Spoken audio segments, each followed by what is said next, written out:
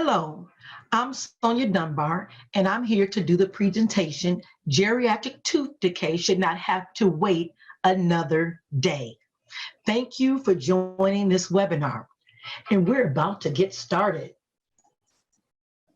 To care for those who once cared for us is one of the highest honors. But we get so busy in our own lives that we seldom pay attention to the systemic and impactful issues of our elders that may cause them to suffer in the long run. That's why the Geriatric Tooth Fairy is an oral care educator. High-risk diseases linked to poor oral care. She is dedicated to raising awareness of poor oral care in long-term care facilities, such as nursing homes, assisted living facilities, hospitals, and home care centers, etc. Through education, motivation, and communication of the importance of proper oral care, we can help reduce health risk diseases and morbidity among seniors by providing proper oral care education and training for caregivers. So, choose Geriatric Tooth Fairy to be the voice for those whose voice has become a whisper.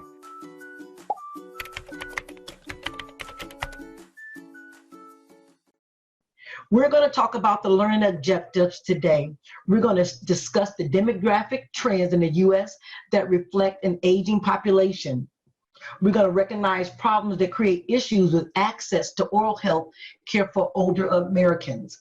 We're going to list and explain age-related tooth care changes in the geriatric population, preview or overview of the factors that contribute to the formation of caries lesions, implement effective techniques and strategies to prevent and reduce the caries burden on our aging population.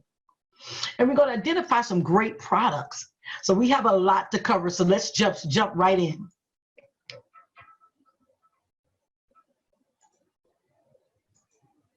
Meet me. This is Sonia. I'm Sonia. I'm known as the Geriatric Tooth Fairy. I'm a registered dental hygienist for over 27 years. It's a long time.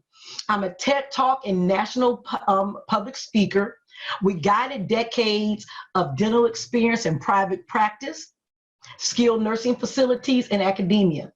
Me and my husband, my audacious husband, Gerald Dunbar, are the proud owners of Mobile Dental Express, providing comprehensive dental care to residents in long-term care facilities in Florida and in Georgia. I am a U.S. Navy, proud U.S. Navy veteran, and I'm pursuing my PhD in gerontology. I'm a serial entrepreneur and a successful business coach and influencer. I'm a philanthropist and the co-founder of the National Mobile Dental Conference and the American Mobile Dentistry Alliance, a public author of Golden Nuggets for Life. So come along with me. Let's just jump right in. I just think this is a great quote for Eleanor Roosevelt. Beautiful young people are accidents of nature, but beautiful old people are work of arts. So that's just how I want to kick it off, because we're talking about our aging population. Older adult terminology, just going to go over some basic. Geriatrics, the branch of medicine concerned with the illnesses of old age and their treatments. Gerontology, the scientific study of the factors that affect the normal aging process and the effects of aging. Chronic aging, the age as measured by calendar time since birth, and functional age, the age based on the capabilities to maintain activities. Baby boomers. Let's talk about older adults and the demographics. Baby boomers born from 1946 to 1964. And this is reshaping the older population in the United States. They have a decreased life expectancy. 65 or older people are projected to live longer. 52 million in 2018 to 95 million by 2060. So that's a lot of aging adults. Increased diversity. Older adults are working longer. We see them in Walmart, and people 70 and 75 and 80 years old working still. Higher education.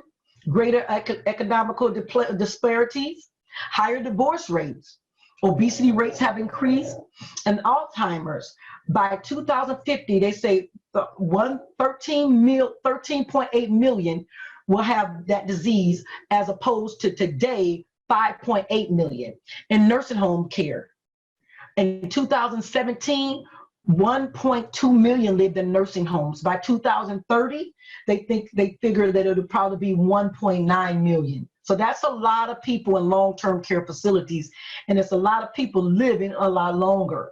Now, what determines whether a person goes into a nursing home, where a person they can't live alone anymore? And out of this, it's called the activities of daily living, the ADL. When a person cannot perform 2 of these 6 functions, that determines they need help living. And this is the reason why the majority of people live in nursing homes. If you can't bathe, if you have problems walking, you can't get to the bathroom, transferring, eating, or dressing yourself. So if 2 of these activities you need help with, that's a definition for someone who may need some sort of assisted living. Now, a lot of the seniors that I meet, moving into a long-term care facility is hard, but it is a new normal. It's something that they have to adjust to. And see, something my grandmother used to always say, you know where you start, but you don't know you're going to end up. I've met so many people in long-term care facilities, they never thought they would end up there. They thought they would end up staying with their children or staying on their own, but life happens and things change. So a lot of people who end up living with their children or living with other family members or moving into long-term care facilities, that's not the dream they have for themselves. So just being realistic, a lot of them are not even happy there. So it's important that they maintain their social and activity skills daily. It's important that they have friends and they do things to stay active, to stay alive. Cognitive skills, emotional health, physical health, peaceful sleep, all of this increases their life expectancy. And they want to live. They have people in long-term care facilities. I'm always aware that when I walk into a long-term care facility, I'm walking into someone's home, and I respect it as such. When I walk into that, I go to the door, I knock on the door, the curtain, and ask, can I come in? It's the respect, because this is their home. And a lot of them know that once they go in there, they don't move out. A lot of people don't move out. This is their last stop, and they're aware of that. So they try to enjoy it as much as possible. Now, just talk about some statistics as it pertains to tooth decay in aging adults. Nearly all adults aged 65 or older have had a cavity. 1 in 5 have untreated decay. Gum disease is about 2 and 3, about 68% of adults 65 or older have gum disease. Tooth loss, nearly 1 in 5 adults 65 or over have lost all of their teeth. Oral cancer, that's a big thing, and it happens in a lot of people over 62 years old. Doing mobile dentistry, we've seen in our realm of practice a lot of oral cancer and face cancer and cancer in hair in people in long-term care facilities, because no one's really looking at that. And when the dental professional come in, we see that. And chronic diseases, most older adults take medication, and it causes xerostomia, dry mouth, and that's one of the main reasons a lot of them get caries. Some more statistics about older adults in long-term care facilities. Many seniors admitted to long-term care facilities have their natural teeth.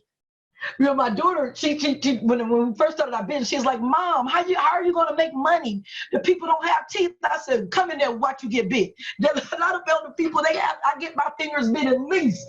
Well, I'm a little faster now, but when I first started out, I was getting bit at least twice a week. You know, people chomping down, my hands in their mouth too long or something. So, you know, they have a lot of the residents in long-term care facilities have their teeth. 87% of residents in long-term care facilities, here again, 87% of residents in long-term care facilities do not receive the basic oral care. When I'm talking about simple things like getting their teeth brushed daily, they do not receive that. Many of them do not. If they can't do it on their own. If they can do it on their own, they'll do it, but most of them cannot, and they they don't receive it. 1 in 10 residents in a long-term care facility die from aspirated pneumonia. I'm led to believe that most of us on here are dental professionals, and we know that aspirated pneumonia is almost 100% preventable with proper oral care. A lot of the older people in long-term care facilities, they feel ashamed. They feel ashamed if they have missing teeth. They feel ashamed if they have mouth odors. It was one man, him and his wife were both, they'd been married almost 70 years. They were both in their late 90s. His number 9 was missing. And he said every dental company that came in would not replace this tooth. All he wanted was a flipper. He was ashamed of it. He said, I just want to smile for my wife. He wanted to smile for his baby. And they was in the room together. They shared the room, and they're 2 separate beds, like Lucy and Ricky. If you're too young, you don't know who they are, but I love Lucy. They had 2 separate beds. But they had been married for so long, and our dentist made the flipper, and I think he had it for 2 months, and then he expired. But he was smiling every time we see him. And those are some of the rewards we get for working in long-term care facilities. You just get the sweetest things. Hygienists definitely play a role in long-term care facilities, providing oral care, educating the staff, which is huge, and bringing community awareness. So hygienists are important in providing care for residents in long-term care facilities. Gosh, that's a nice looking chick. But it's important for the hygienist to know the residents' disabilities, know what their limitations are, know what their diet is, and so that we can plan our treatment when we go into the facility. You have to have a plan when you're serving older adults. So it's important to have that in advance and know your assessments before you go in.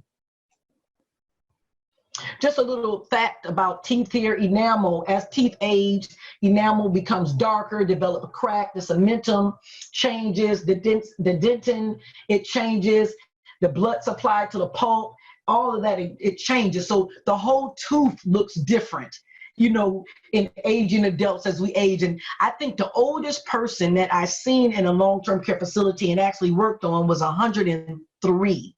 And then he had the fair amount of teeth. He didn't have a lot, but he had a fair amount. I would say about 12. That's a lot. Yeah. This lady, not this particular lady, but I just thought this was cute. The lady said, I'm as old as my tongue and a little older than my teeth. And every time I would come in, she would say that. Not that lady, but it was another lady that would say that every time I came in.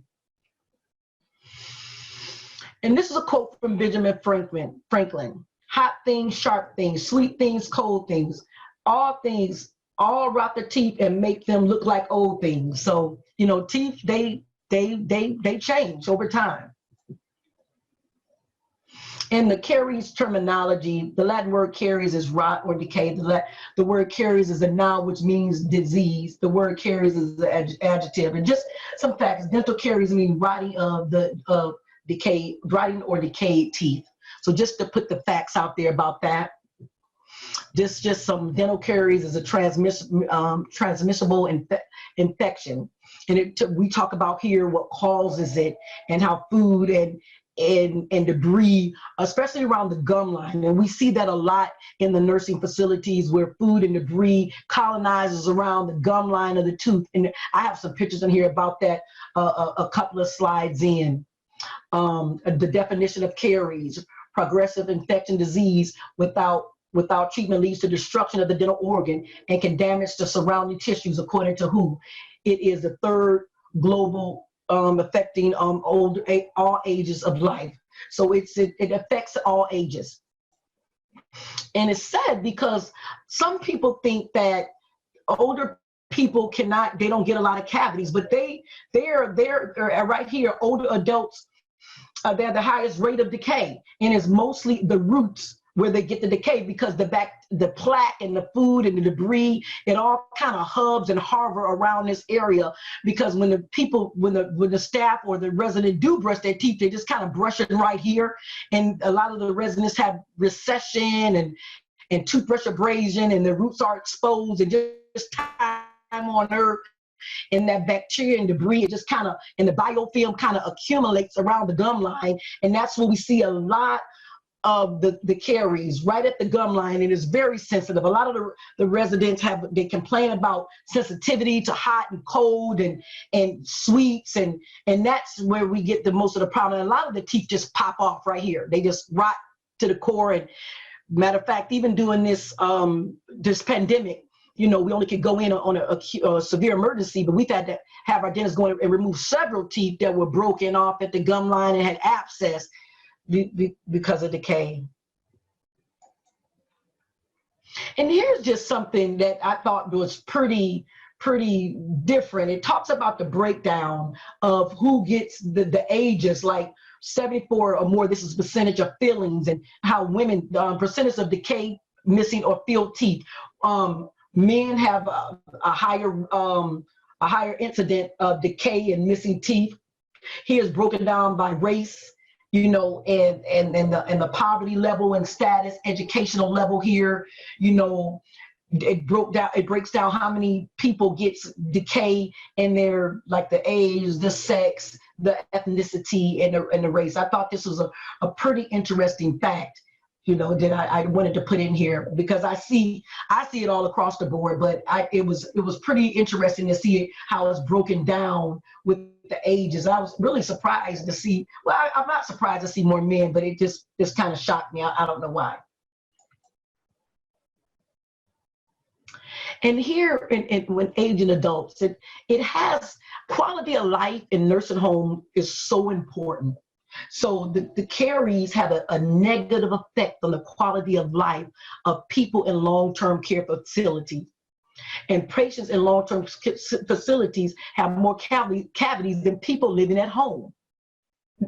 That's crazy. They have more cavities than people living at home, but we're going to get into why. But it affects their quality of life, like I said, because if they feel ashamed, they're not interacting, they're not able to eat their food. If they have pain in their mouth, they lose weight. All of that affects their quality of life. So it's so important that their mouth remain in a healthy state. So why is tooth decay so prevalent in older adults? Well, there are a number of reasons, and we're going to tap on a few of them here. Oral health and long-term care facilities. Medicaid, many older adults in long-term care facilities are not able to get to the dentist, period. They just can't get there.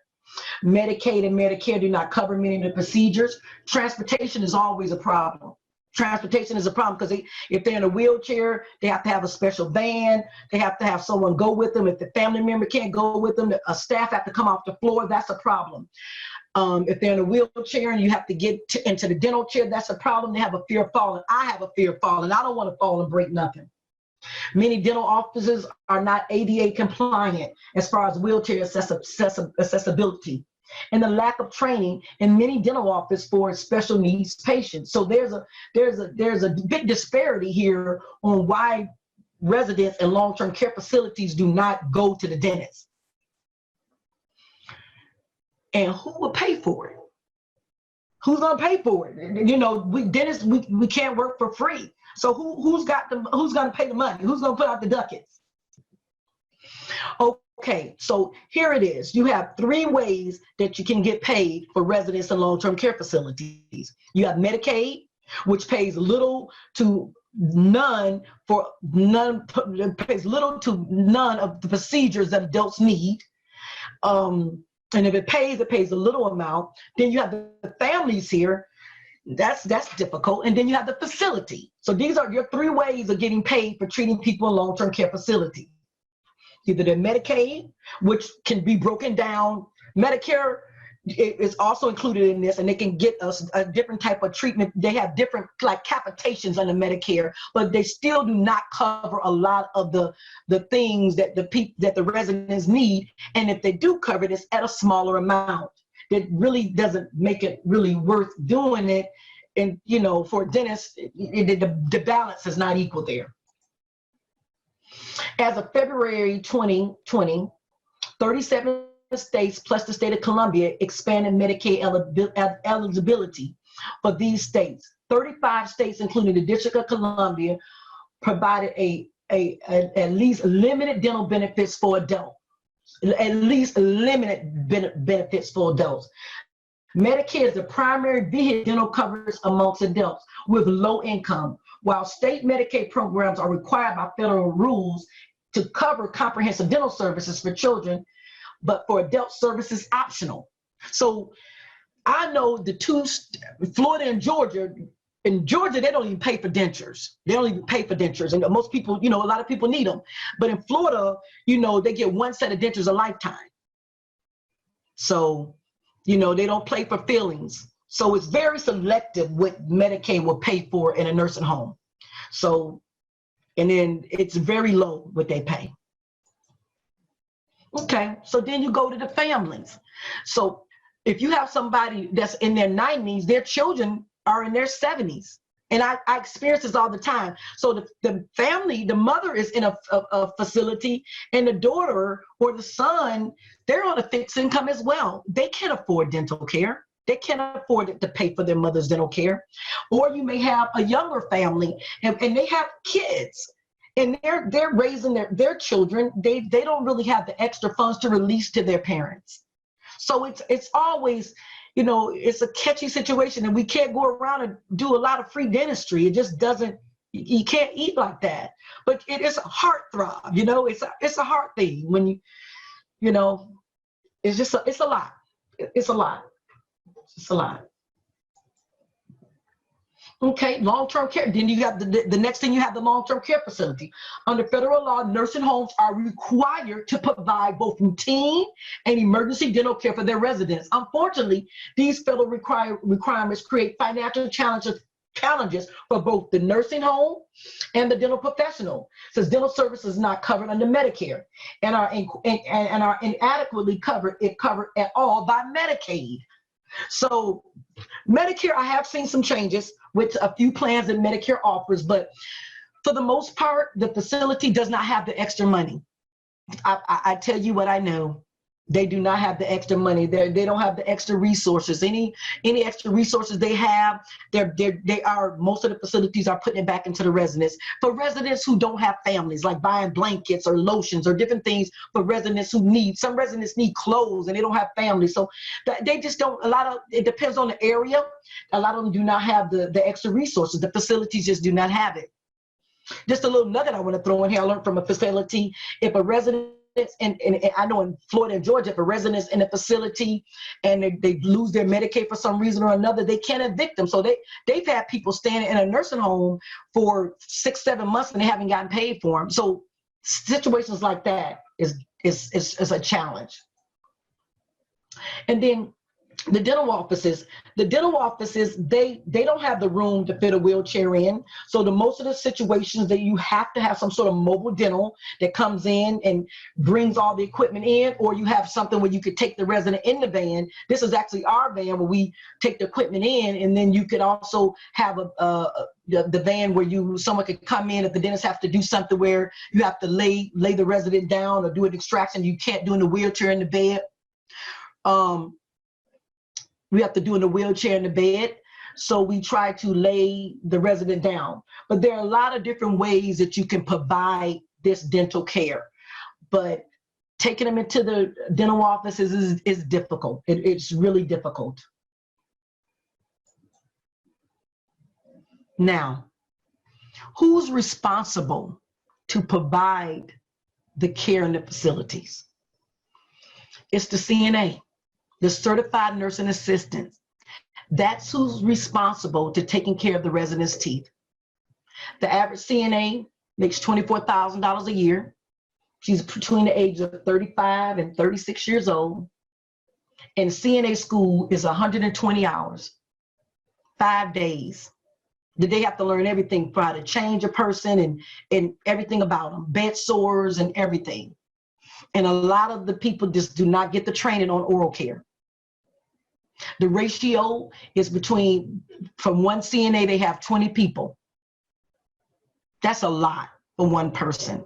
And now doing this COVID is even worse. Because if the staff is sick, then they can't come in, so they're overburdened even more. So toothbrushing is something that can easily be forgotten. But it's so important. Because we know if your mouth is not healthy, your body's not healthy. Another reason why the oral care is not getting done, because the residents can't do it themselves. A lot of them have dexterity issues. A lot of them have arthritis. They can't hold the toothbrush. This is an example of some of the toothbrush supplies that I leave with the residents. These are some of the spoons that they have to use. They can't do basic things like turn doorknobs or button up their shirts, let alone brush or floss. Brushing their teeth, the accent, but flossing is just kind of out of the question. Kind of out of the question.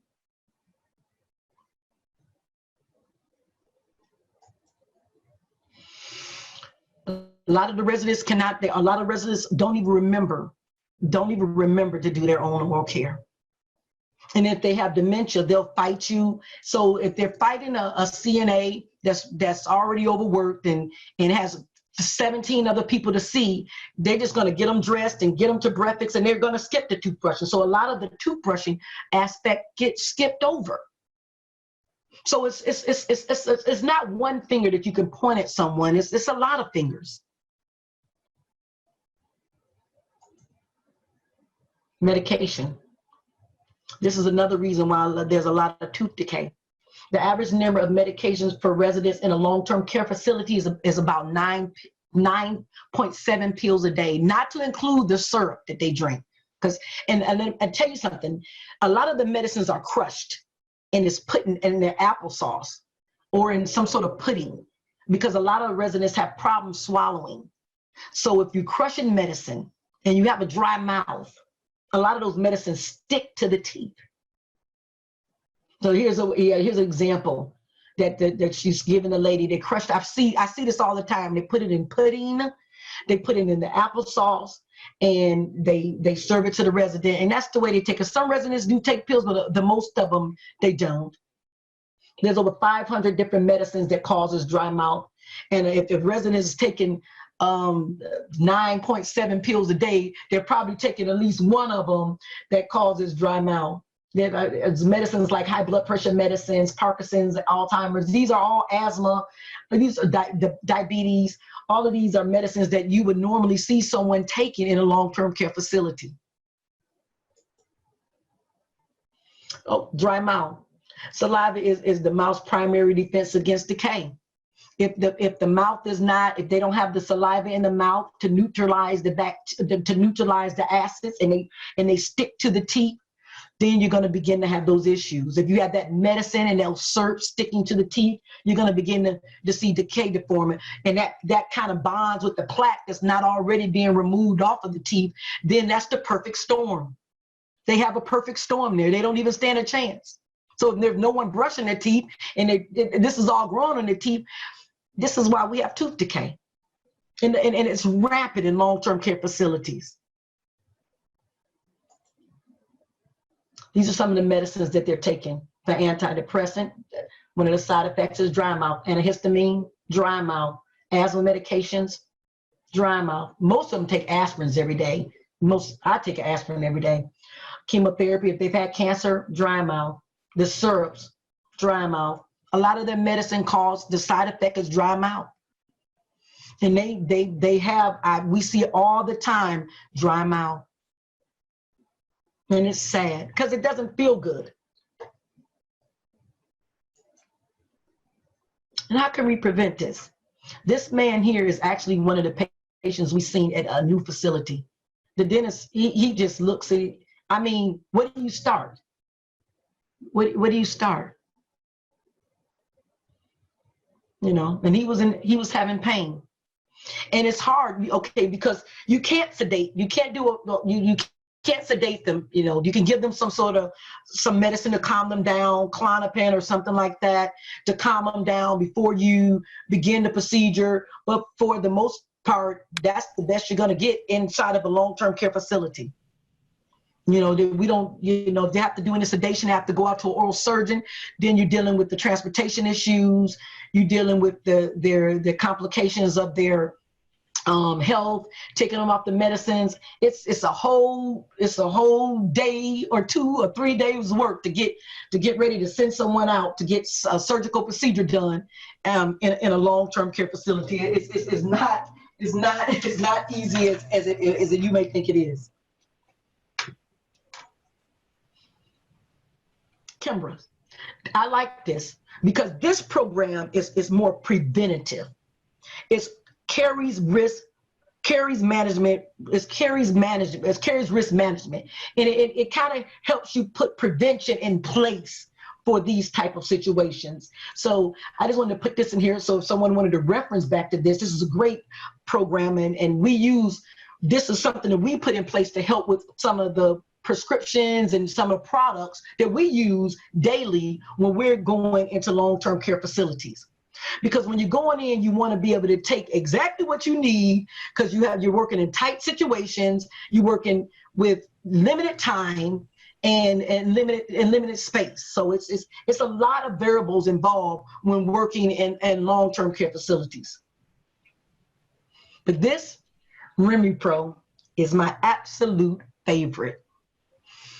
I myself personally use this because I have very sensitive teeth. I'm like a super addictive whitening person. I whiten my teeth all the time, which is so bad for me. But this is a lifesaver. I love the mint flavor because we use it on our residents. We actually do some of our prophies with this in the long-term care facility. So anytime you can get some sort of fluoride, xylitol, any of those things in the resident's mouth, you're doing good.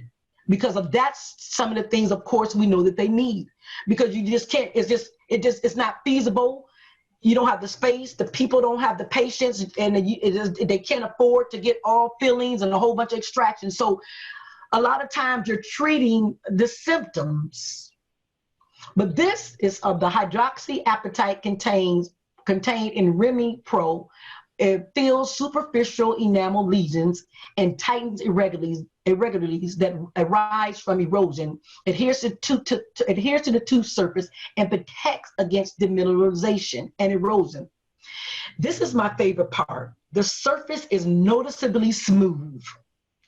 When you use this, we use this after we've kind of scaled and deplaqued the resident, and we kind of use this, we kind of put it on with a cotton Q-tip, kind of rub it on and let it sit on the resident's teeth, and they love it. And it really helps remineralize the teeth. And the patients feel fresh. Once we've deplaqued them, we put this on their teeth after flossing, and their mouth feel fresh and clean. We even put a little bit on the tongue cleaner because we always clean the resident's tongue because it's always coated, and it helps kind of remove some of the debris and plaque off of the tongue, and it helps the residents taste their food a lot better. So this by far is one of my favorites because, like I said, it makes your mouth feel fresh. It helps with the desensitizing and erosion, and the big thing is it helps remineralize. So this is one of our favorites, and this is something that we use on many of our residents. It's one of our favorites. And this talks about the hydroxyapatite that's actually in RemiPro, and it helps. This is the part that helps remineralize the enamel and restores its integrity. So that was just the fact about some of the important ingredients inside of it. Now, this right here is an all-time favorite because you get what you call immediate relief. Like I said, many of the residents in the long-term care facilities, they have a lot of root exposure, a lot of root caries, a lot of root sensitivity. Right here, it says that it's good for after bleaching. We don't do bleaching in long-term care facilities. We use this for people who have, and a lot of the toothaches that people have, it comes from sensitivity, root sensitivity. And our dentists use this a lot. They put it right on the spot on the root, and it gets immediate relief. It kind of flows. It has a good consistency to flow, and it lasts a long time. And we like that because when we do that, we see results from that, and we don't have to keep reapplying it. So this is another one of our all-time favorite vocal products. This is the best varnish ever that I've seen. This is the best varnish ever because it's easy, it's no messy, It tastes yummy. And I'm going to tell you something. Elderly people, they do not like nasty, sticky stuff in their mouth. This does not have a bad taste at all. And it adheres well to moist surfaces. So if you got someone that kind of closes up quick, it adheres well to that. And it contains the xylitol. And all the flavors are good. So this pro fluoride varnish is one of our favorites as well. And this is something that we use on just about all of our residents in the long-term care facilities, because they all need some sort of fluoride. They help maintain, they help kind of keep stuff stable. If that's the best way I can say it, to keep it stable in there. Because it comes a time when sometimes that's the most you can to hope for, is to get a stable environment. You know, because the decay is so rampant and all over. So you just gotta kind of stabilize it and do the best you can. You know, we come in the dentist, they treatment plan everything, but we know realistically we can't do everything. You just don't have the time, you don't have the space, and the finances are not available. It's just not. It's not realistic. So you try to get the patient out of pain. You try to do what you can and what they will allow you to do. Because a lot of times they don't even allow you to do, the patient won't even allow you to do some of this stuff on them. So you got to do what you can. And this is some of the benefits of the pro fluoride varnish. It's easy to release. It flows throughout the mouth. No discoloration of the teeth. Here it is, the great taste in the xylitol, no saccharin, and is manufactured in a nut-free facility. So that's another one of the great benefits of the pro fluoride varnish. Varnish is a must-have. The Admiral Protect, no sensitivity for up to 2 years, and it seals deep down. So this is another high bond to help to cover the roots, to help prevent the sensitivity.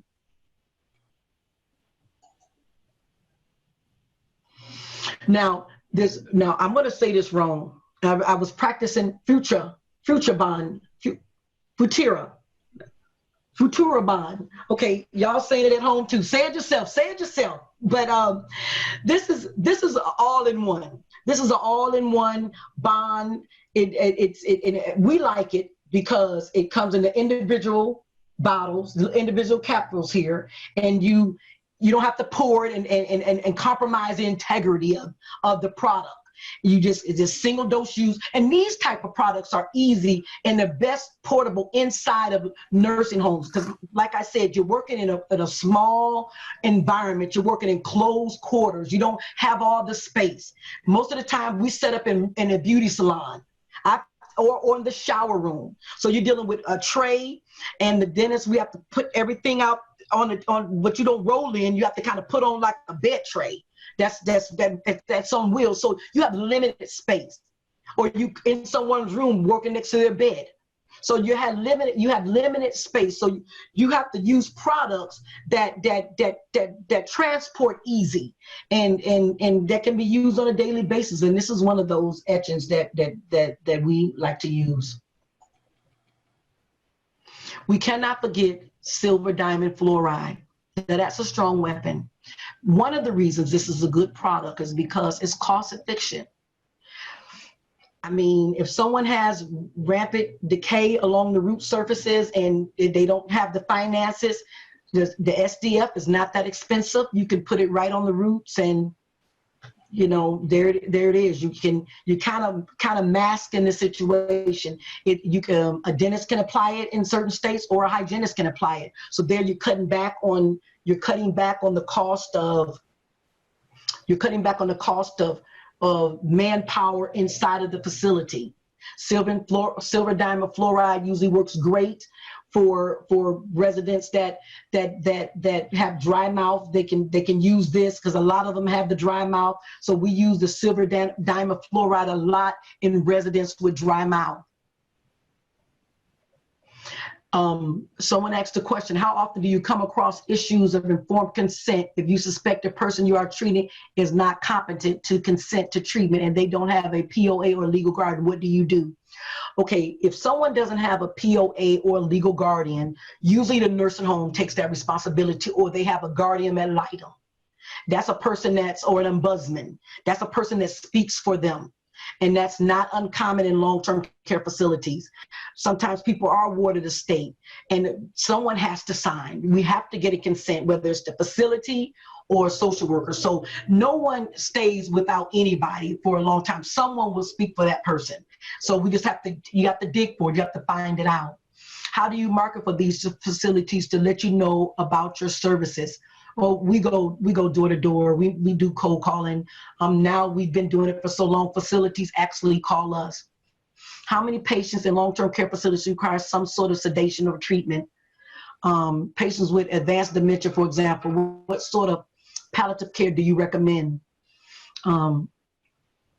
We don't do sedation, and we don't do it. Maybe some other mobile dental companies do it. We don't. Patients with advanced dementia, we service them the best we can. We give them what we can to calm them down, and that's the palliative treatment that we recommend. Do you ever use silver-diamond fluoride? Yes, we got to that. Please talk again about Canberra. Thank you. That is, we'll go back to that slide. Do you teach how to dry off before the application? Do the teeth have to be dried off before the application of Remy Pro? No, they do not have to be. Remy Pro is like a toothpaste. I brush my teeth with it. And we prophy sometime with it. Your teeth do not have to be dried off. Our nursing home staff required to have a dentist on. Yes, the nursing home is required to have a dentist on staff, but you walk into some nursing home and there's just a picture of a dentist up. And they call them if it's an emergency, but if they don't have a dental provider assigned to the facility, they don't have a dentist on staff. But by the state laws, they're required to have a dentist, not on staff, but a dentist that's assigned to a facility. I've never heard of Remy Pro. What's the difference between Remy Pro and MIPACE? Well, you know what? They're similar. They're similar to me, because I'm a soldier for MIPACE. I was a soldier for MIPACE, but to me, the biggest difference was the taste. And taste is important, because the residents, they just did not like the MIPACE, but the Remy Pro is smooth. It makes your mouth feel fresh, and it makes your mouth feel clean. It makes the mouth feel clean. So I had been using MIPACE forever until I ran into Remy Pro. Have you also used or recommend MIPACE as well as Remy Pro? Yeah, I think I answered that one. Yeah. Hello, thank you for your service. Do you ever use these products for hospice care patients? Sometimes they survive longer than expected. Ma'am, yes, hospice patients live a lot longer than people expected. Many times we see people who are supposed to be on hospice and they live a long time. They live a long time. And yes, we use some of these products on hospice patients. Let me tell you, we use some of these. There are a lot of patients in nursing homes that we call comatose. They cannot talk, and they're laying there with their eyes open. Let me tell you, I walked in one nursing home, and it was a lady, and I talked to the family about her being on the program, and the nursing home said she didn't even have. The nursing home said she doesn't have teeth. When the dentist did an exam, the lady had like she had close to 20-something teeth in her mouth. They didn't even know she had teeth because she was too fed. Her eyes are open. And we just started cleaning out her mouth with our products and taking care of her. We had to tell the family, yeah, your daughter has teeth. And so the neglect is, the oral care condition in long-term care facilities is deplorable. And also a lot of these products and a lot of these same situations apply to people who take care of residents at home. If someone has a family member at home, a lot of these products can be used there as well. This was very interesting to me, because I don't know how much nursing homes care. Thank you. How do you do fluoride binders on patients? How often do we do fluoride binders on patients? I think we probably do it almost every 3 months or so. We don't do it every month. Yes, we do products, and one per patient, yes. Do you use these products in a combination or one per patient? One per patient. I'm answering question. Has anyone ever thought of it or tried to treat cavities with silver diamond fluoride? Can we get that one? What are the difference between profluoride L and perfluoride varnish? The difference between the L and the varnish. I'm going to have to email you that one back. I'm going to go on to the next. But I know the perfluoride L, to me, it seems like it's more immediate and it's longer lasting. Those are the results that we've had.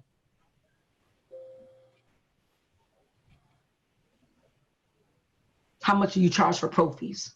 It just depends on the patient. Yes. Can RDHs place interim therapeutic restoration? No, we can't. In Florida or Georgia, we cannot place any restorations. The hygienist cannot place any restorations in Florida or Georgia. That's my TED Talk. I wanted to share that with everybody. I was able to do a TED Talk and talk about the importance of oral care in long-term care facilities. I'm putting this up because it's so important that we get the information out on how deplorable oral care is in long-term care facilities. Right now, many of our residents are suffering because of the COVID-19, and I hope that they're at least keeping their mouths clean. And I really hope that a lot of our people really recover, because as of now, there are more than 3,600 people. There's more than that in nursing homes that have died from COVID-19, and many experts say this is at the tip of the iceberg. So I just would like to have just a moment of silence here for all the residents that are suffering in long-term care facilities. And not only are they trapped in the facility, many of them are locked in their rooms. And this is such a near and dear subject that's close to my heart. And I hate that that's happening to the residents. They're sitting in their rooms, they're afraid, they can't talk to their loved ones. So it's a bad situation. Difference between Remy Pro and Cupra. Do you like all the flavors of Remy Pro? Yeah, I like all the flavors of Remy Pro. Just wanted to say thank you for, okay, let me keep going. Love your energy and passion. We use Cupo 5000 plus PM. The patient, do you like Boco better? I like Boco better. I don't know ESP, but I did the 5000, and I like Boco better. Let me see. Do you see how you take care of patients? Yes. Do you take care of patients up on feeding tubes with heavy calculus or tremendous gingivitis? Yeah, we do take care of patients on feeding tubes. The question was actually, we take care of patients on feeding tubes. They need it the most. They're the most vulnerable for aspirated pneumonia, and we do clean them out. We do the best debridement that we can to get in, and we do it in phases. You just do it a little bit at a time. You never can do a complete cleaning. You just do a little bit at a time. It may take 6 or 7 visits, but you take it a little bit at a time.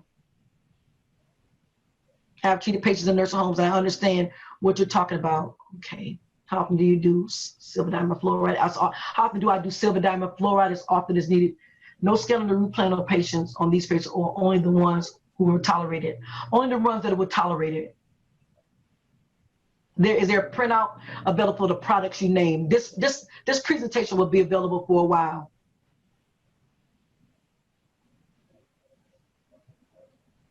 Okay. So and just that we do take X-rays. We do use teledentistry. Teledentistry is huge for this type of population. It's huge. Teledentistry works great. It helps us share with the family member what's going on. The family member, we can tell them, hey, this is what's going on in your mother's mouth. Pictures speak for 1,000 words. Teledentistry is very big. Are responsible for rotting teeth abuse in these facilities. Yes, I think it's a form of abuse, but like I said, there's a lot of reasons why they have these disparities. So, but it is, to me, it is a form of abuse.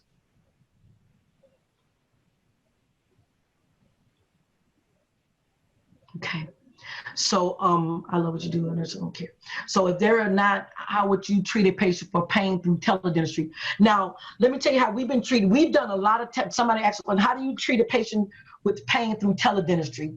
You really can't treat a patient in pain through through teledentistry. But what we have allowed is to have the camera in the nursing home, and the nurse will put the camera in the mouth, upload the image to the dentist. The dentist will see if it's an abscess, review the medical history, prescribe a prescription to get them out of immediate pain, and then we've arranged to go see the resident, get the x-ray, and at that point the dentist will decide if they can provide extraction. We try to keep that as seamless as possible. If the patient is on something that they need to come off before they get an extraction, we try to, if the dentist looks at it and feels that it's something he may be able to do from teledentistry, we try to get them removed off their blood thinners or anything while they're taking the antibiotic. And then when we come in, if the medical doctor recommends that, and then when we come in, we do after the x-ray, if they feel they can do the extraction, they do it. How do we take x-rays? You don't take x-rays through teledentistry. Okay. So at this point, this is the conclusion. It's really, it looks like a lot of the questions are the same. Are you going to change your PPEs moving forward? Yes. Now, with COVID, yeah, we're going to have to change our PPEs. I don't even see us getting back into the facilities before, I can't even say July, if then. And when we go in, we're going to have to go in. We usually have these big rolling things that we take in. I can see residents thinking that can be something that's contagious, so we're going to be very smart on how we go back in. We're probably going to go to the residents' rooms where we have the residents come down to us in one setting. If and when we go back in, we're going to have to change our PPEs between every resident. Now, this is me saying I don't know what the ADA is going to require for that, but I know the nursing homes are already asking us to take our temperatures when we come in. When we have gone in and done extractions during this pandemic, we've done several emergency extractions. We've had to change our PPEs between every patient. We've had to go in with our thermometers, we had to take temperatures before we went in. We sent them in 4 days before we went in of all the people that were going to come in, and then they took it again at the facility. So we're going to do everything we can to prevent hurting any of our residents, because they're all precious to me. They're all precious to me, and we just want to provide the best care possible. And we probably won't be using any Cavitrons for a while. And so that's the end of my questions. And that will be the end of my webinar. And I got done early. Thank you all so much. If there's any more questions, we can sign off. I want you to have a great day and stay safe.